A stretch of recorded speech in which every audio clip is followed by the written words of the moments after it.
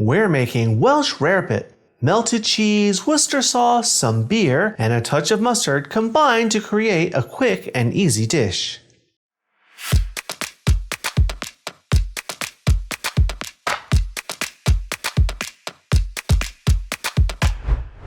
Hi everyone, welcome to today's episode of Let's Celebrate TV. I'm your host, Peter Lee. Today, our celebration is all about an old comfort dish. We're making something called Welsh Rarebit. Now, what is Welsh Rarebit? You may have heard it called Welsh Rabbit, but don't get upset. There's no rabbit in it. Welsh Rarebit, or Rarebit, is an old British dish.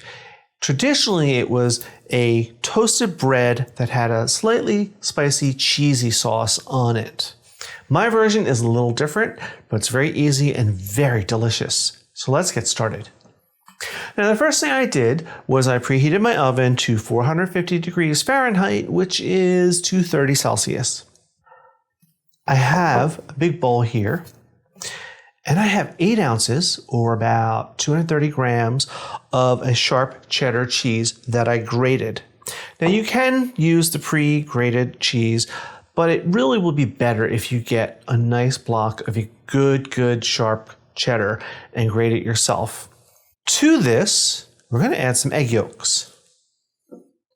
I have 4. Now you might be wondering, how do you get the egg yolks out of the whites? Well, I separated them. And all I did was, I had 2 bowls, I cracked an egg over one, and I poured the egg into my hand, and I let the white drip through my fingers, catching the yolk in my hand.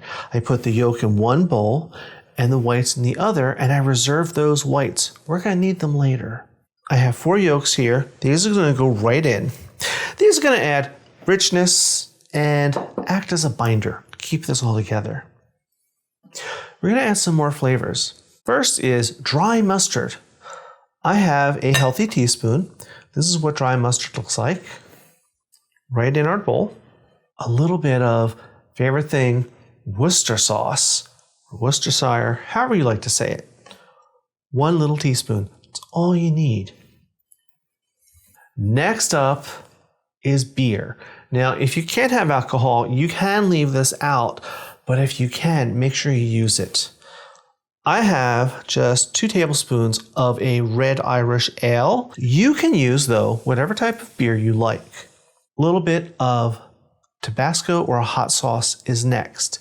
I'm using my favorite hot sauce, which is my favorite crystal hot sauce.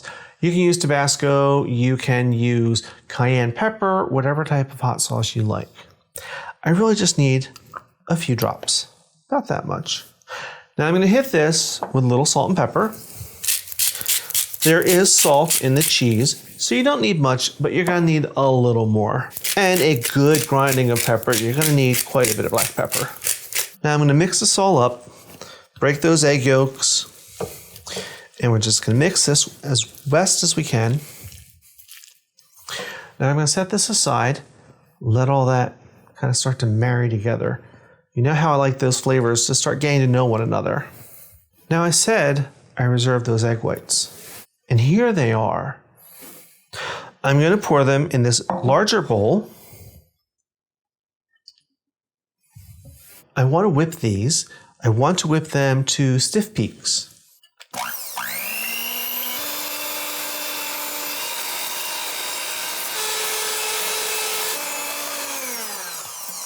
Let's give this a check. Perfect. Now we need to combine these egg whites with our cheese mixture. But we don't want to just dump it all in at once. We're going to temper it a little bit. I'm going to take a spoonful, I'm going to put it in, and then I'm just going to mix this in. And what that's going to do is it's going to set up the conditions for the rest of these egg yolks to go in. Now we can pour the rest of these in. Now we don't want to just start stirring because we'll deflate this. We want to fold them in gently. To fold, you start in the center, Just bring it up over itself, and then you turn your bowl a little bit. Then you do it again. But what's happening is we are incorporating the egg whites into the cheese, and they're not getting as deflated as if we just started mixing it in. All right, here we are, all incorporated. Now you see this mixture is nice and lighter and fluffier, and that's what we want. Now we need some bread for this. And here's mine. I have here 4 slices of really nice sourdough that I got today.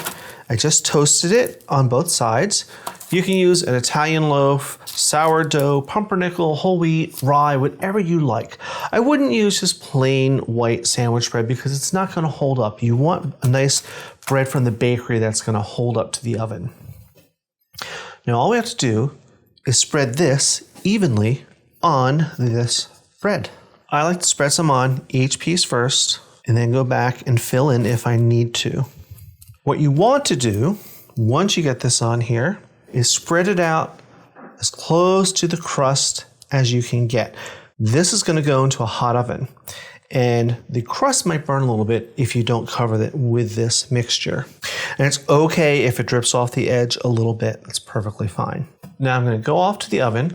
I'm going to bake these at 450 degrees, which is 230 Celsius, for only 10 minutes, and they'll puff up a little bit and get a little golden brown. Now, if they don't get as brown as you want, you can put the broiler on for just a minute or 2, but no longer than that. So off to the oven. Here we are. It's been 10 minutes and we're out of the oven. Look how gorgeous these are. Then they got a little puffy, they got golden brown.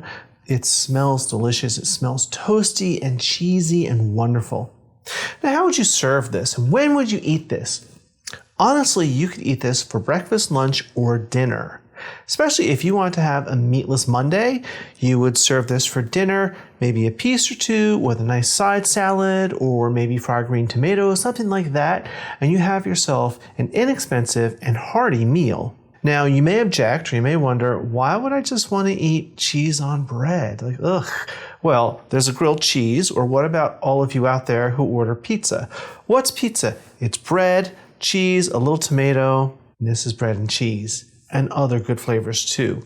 I would serve this with a big bowl of chili. Just think all this cheesy goodness to be able to dip it in a nice spicy chili.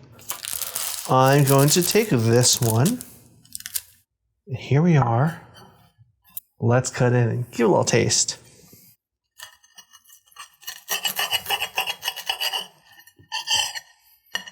There's cheese, there's the eggy goodness. Let me show you the big picture. Here we go, all toasty and cheesy, wonderful.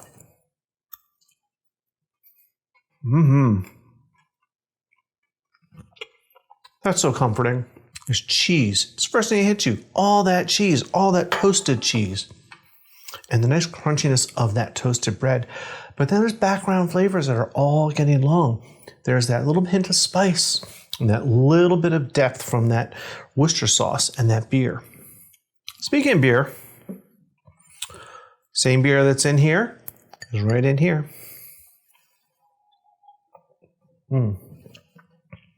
That's good stuff too.